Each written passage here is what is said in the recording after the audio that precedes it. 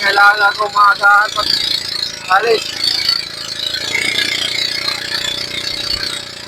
Dapat alas 3 ako ng madaling araw mag-alis.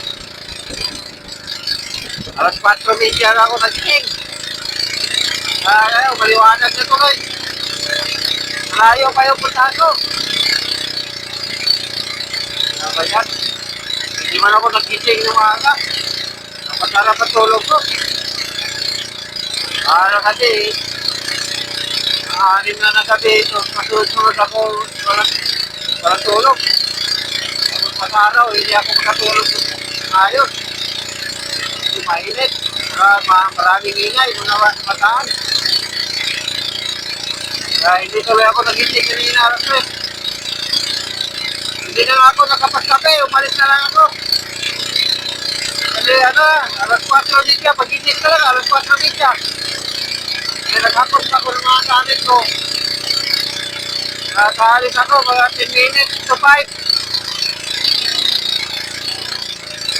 5 o'clock na. Nagpas. Malayo pa yung puntahan ko. Nasa mga 10 kilometers pa. Buti na lang, medyo malinaw-linaw. Maliit ako takbo. Pero, buti hindi ka malaki yung alon. Kaya mabilis yung takbo ko. Tayo pa, 10 minutes pa takbo ito.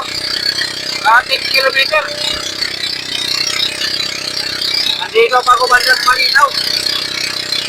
Ay, doon ako banda sa dulo na yan.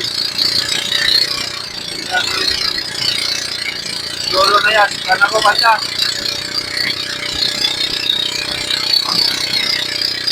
Babalik na lang ako mamaya mga kapupre. Pag nandun ako magkarating. Malayo pa ako.